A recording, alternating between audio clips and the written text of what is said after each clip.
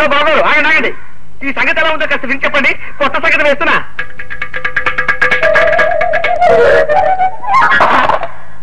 నా ప్రశ్నకి ఇదే జవాబా? సుబ్బులు, మా రంగనాథం గారు ఉత్తరం రాశాడే. అలాగా? పెళ్లి కొడుకు ఫోటోలు ఎప్పుడు పంపిస్తున్నారట? ఫోటోలు పంపడం కుదరదని రాసి చచ్చాడు. ఈ రాత చూస్తుంటే ఇదేదో డౌట్ కేసు అని అనుమానం వస్తుంది నాకు. 4 రోజులు పోయాక స్వయంగా ఓసారి వాడి ఊరెళ్ళి తేల్చుకొస్తాను. ఏమ్రా వారి, మంచిగా వాయిస్తుంటవి. ఇట్లనే మన ఆయన కూడా పురుషత్లా కూకుని దీన్ని వాయిస్తా అంటే ఎముడికి మొగుడు లెక్కుండేటోడు. మరి ఇప్పుడు నువ్వు దీన్ని వాయిస్తున్నావు కదా, దీనికి పైసలు కట్టాలి. ఇంత బిల్. నైవేద్యానికి బిల్లు సరే, మరి వాయిద్యానికి కూడా అది ఎట్లయినా కిందికి మీదికి చేసి పైసలు కూడా పెట్టి 10 లక్షలు చెయ్యాలి. దాన్ని తీసుకొని నేను వెళ్ళిపోతా మద్రాస్. నమస్తే కృష్ణ సారు. నమస్తే. మిమ్మల్ని హీరోగా పెట్టి సైన్ మీద ఇస్తున్నానంటే ఈ లైఫ్ కి ఇంకేం కావాలి?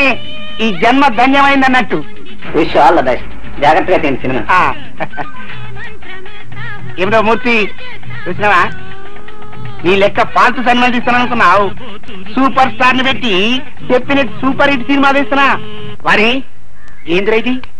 పాత పిక్చర్ తీరిన చల్లంగా జారుకుంటున్నావు. దా కూర్చో. కూర్చోరా వారి. పొద్దుకి సైన్మా చూసినారా? ఏం సైన్మా అనుకున్నావు? రామాయణం. అందులో దశరథ మహారాజ్కి 3 పెండ్లము నుండి ఇన్నేళ్ళై పెళ్ళైనా గాని పిల్లలు వెళ్తలే. కప్పుడు బుగులు పడిపోయి ఇంగ్లం దేవుడికి యజ్ఞం చేసిండు. ఇంగ్లం దేవుడు బయటకెళ్ళిండు. ఏం కావాలా బిడ్డ అన్నాడు. ఏం చేయమంటావే? 3 పెండ్లము నుండి గిన్నెళ్ళైనా గాని పిల్లలు వెళ్తలే. గప్పుడు ఇంగ్లం దేవుడు కిందికి మీదికి చేసి జరంత పాయసం ఇచ్చి పెండ్లములందరికీ ఈ సాబు లెక్క పెట్టర బిడ్డ అన్నాడు. దశరథ మహారాజు ఏం చేసింది తెలుసా? పెద్ద పెండ్లమిద్దరికి ఈ సాబు లెక్క పెట్టింది పోయి. మరి చిన్న పెండ్లం అంటే ప్రేమ ఎక్కువ కంతా ఆవిడికి జరంత ఎక్కువ వేసిండు. అంతే, ఆవిడికి 2 వెళ్ళిండు. ఆ భాష ఏమిటో, ఆ గోళేమిటో ఒక ముక్క అర్థం కావడం లేదే. కాంతం, నీకు ఆయన చూస్తుంటే మన చిట్టి గుర్తు రావడం లేదా? లేదండి. దయచేసి ఒక్కసారి గుర్తు తెచ్చుకో కాంతం. నాన్న చిట్టి అని నువ్వు నోరు తెరిచి అరిచావంటే వాడు కథాపేసి పారిపోతాడు. మనకు మనశ్శాంతి లభిస్తుంది. కష్టం అండి, మన చిట్టి ఎప్పుడు ఇలా కథలు చెప్పి బాధ పెట్టేవాడు కాదు.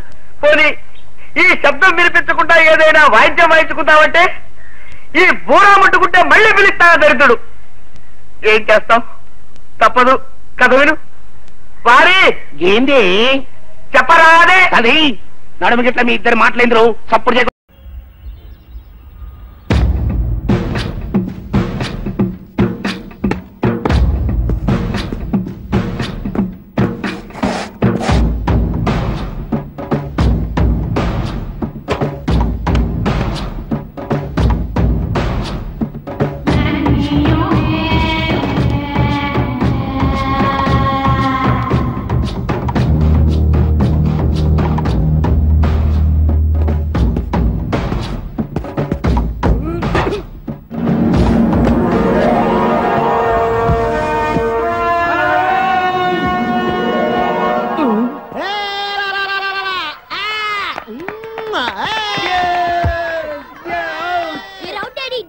నేను అవుట్ కాదు, అది నో బాల్.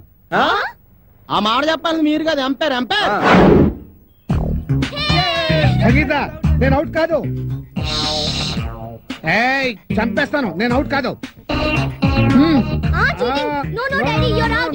అవుట్ కాదు, నేను అవుట్ కాదు, నేను అవుట్ కాదు.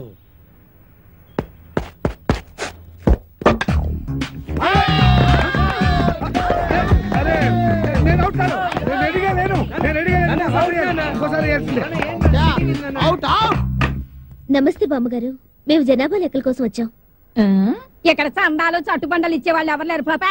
అయ్యో అది కాదండి, నేను జనాభా లెక్కల గురించి వచ్చాను. ఇప్పటికే 12 ఏళ్ల బట్టి ఇంట్లో పడి తింటున్నాడు ఆ వేణుగాడు. ఇంకా అర్థమైన వాళ్ళకి దాన ధర్మాలు చేస్తే మేము కూడా నీలాగే రోడ్డును పడాలి పాపా. అమ్మో, ఇవి సౌండ్ ఇంజనీర్ లా ఉంది. అయిపోయావు రే, ఈసారి నా చేతిలో అయిపోయావు. లేదు గానీ ముందు మీ చేతిలో ఉన్న బాల్ వదలండి చూద్దాం. 4 కాదు, సింగిల్. అదేంటది? ఆ గోడ తగిలితే 4, కిటికీ తగిలితే 2, మన బామ్మ తగిలితే 6 అని ముందే అనుకున్నాం కదా. 4. Break for the drinks. Pepsi తాగొస్తాను. మాది బ్రేకే. మాకు బ్రేక్ లేదు. అలా కొయ్య ముక్కలాగా నిలబడి చూస్తావే, మేము మొదలొస్తాం పాపా. అయ్యయ్యో, పొద్దున్న ఆవిడతో పెట్టుకున్నామే మా బతకాలనే. ఎవరు మీరు? ఎందుకు వచ్చారు? నేను సెన్సస్ నుంచి వచ్చాను సార్. అబ్బాయి, దానికి ఒక్క కానే ఇచ్చావంటే ఊరుకోనా? నువ్వు నోరు మీవే. రాసుకోండి. నా పేరు మోహన్ రావు. 38 సంవత్సరాల పైన కొద్ది నెలల 100 నెలలు వేసుకోండి. నా భార్య సంగీత 37 సంవత్సరాలు, నా కొడుకు వేణు వాడికి 22 సంవత్సరాలు, నా కూతురు రేఖ 18 సంవత్సరాలు, మా అమ్మ భానుమతి వయస్సు స్వీట్ 16. 60 ఇయర్స్ బ్యాక్ లేండి. వీడి పేరు సునీలు. వీడికి నాకు ఎలాంటి సంబంధం లేదు. కేవలం మీ లెక్క కోసమే పుట్టాడు. రాసుకోండి. Thank you sir. Okay thanks అండి. వెళ్ళండి. పదండ్రా. ఏంటే జూలియా రాబర్ట్స్ ఒక్కదాన్ని తినేస్తున్నావు ఏంటి? ఒరే దరిద్రుడా, ఎప్పుడు చూసినా మా ఇంట్లో పడి తింటావేరా? నీకు అసలు కొంప గోడు ఇల్లు వాకిలు లేవా? ఎంతమంది పడి తింటారా మా ఇంట్లో? చిచి, ఎలిజబెత్ టేలరే ఇంత మాట అన్న తర్వాత ఒక్క క్షణం కూడా నేను ఇక్కడ ఉండను. ఆంటీ 2 దోశలేండి, తినేసి వెళ్ళిపోతాను. మహాప్రభు, అద్దె బాకీ మాఫీ చేస్తారని తమరు నన్ను ఇలా శంకుస్థాపన టైపులో పాతి పెట్టి తమరలా విష్ణుమూర్తిలా పడుకోవడం ఏమీ బాగలేదు మహాప్రభు. నిన్ను నేను పాతి పెట్టాను కదా, నన్ను పాతి పెట్టడానికి మడిసి కోసం చూస్తున్నానయ్యా. నన్ను త్వరగా బయటికి లాగండి మహాప్రభు. ఏ ఊరకుక్కన్నా దగ్గరకు వచ్చి కాలెత్తిందంటే పావనమైపోతాను. లేదా ఏ అల్సేషను ఇసుకలో బంతి పడిందని నా తలని నోట ఖర్చుకెళ్ళిందంటే కీర్తిశేషుడు అయిపోతాను. ముక్కు మీద దురద పుట్టినా గోక్కోలేని బలవ బతుకైపోయింది నాది. ఆట్టే వాగావంటే తిత్తి తీస్తా. నువ్వు చెప్తున్న కథలో ఏదో లోపం ఉందయ్యా కవి. నేను ఆలోచించి పెట్టుకున్న ఓ చిన్న లైన్ వినిపిస్తాను, ఇనుకో. ఓ ఫ్యామిలీ మంగళగిరి తిరణాలకు వెళ్తారు. వాళ్ళ కొడుకు 6 ఏళ్ల గుంటడు ఆ జనంలో తప్పిపోతాడు. ఆడి తల్లిదండ్రులు ఆడి కోసం బావురమంటారు. ఆహా, సెంటిమెంట్ బాగుందండి అయ్యా. మొదటిసారిగా తమరు మెదడు వాడుతున్నారు. వాడండి. ఆడి తండ్రి ఆడి కోసం ఊళ్ళన్నీ గాలించడం మొదలెట్టాడు. ఏ ఊళ్ళు తిరిగాడో తెలుసా? హైదరాబాదు, ఆదిలాబాదు, సికింద్రాబాదు, అహ్మదాబాదు, ఫకీరాబాదు, అలహాబాదు, ఫరీదాబాదు, ఔరంగాబాదు, ధనబాదు, సింధుబాదు, ముస్తాబాదు, ఫైసలాబాదు, గజియాబాదు, అబ్దుల్లాబాదు, జఫారాబాదు, హుస్సేనుబాదు. నా బొందబాదు, నా శ్రాద్ధం బాదు, నా పిండాకోడు బాదు. ఆటన్నిటితో కలిపి మొత్తం 21 బాదులు ఎతికాడు. శివరాఖరికి ఎవడో ఆ గుంటడు బెజవాడలో ఉన్నాడని చెప్తే ఆ ఊరు వెళ్ళాడు.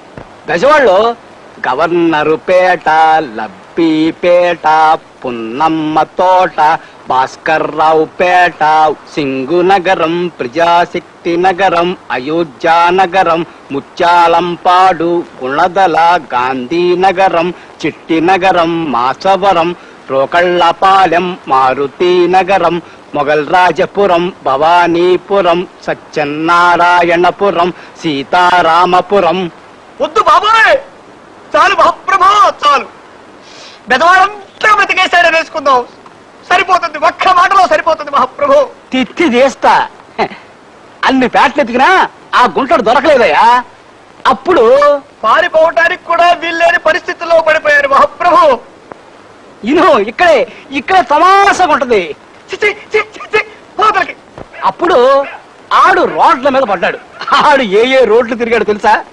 బీసెంటు road, Bandar road, Eluru road, Nakkala road, Tekkala road, Karl Marx road, Mogalrajapuram road, Gandhi road, 1 town main road, Addanki వారి వీధి, తాడంకి వారి వీధి, దాసరి వారి వీధి, మల్లెల వారి వీధి, పుల్లెల వారి వీధి, పూలబావి వీధి, కొత్తగుళ్ళ వీధి, మసీదు వీధి, వినోద టాకీసు వీధి, అచ్చమాంబ ఆస్పత్రి వీధి, మాంటిసోరి స్కూలు వీధి, హనుమంతరాయ గ్రంథాలయం వీధి. మహాప్రభు ఆపండి, ఇది సినిమా కథ. ఈ లెక్కన పోస్ట్ మ్యాన్ లో అత్యద్భుతమైన సినిమా కథలు రాయగలరు. కుక్కొచ్చి కాలెత్తినా, పందొచ్చి తలకొరికినా ఇంతకంటే సుఖంగానే ఉంటుంది మహాప్రభు.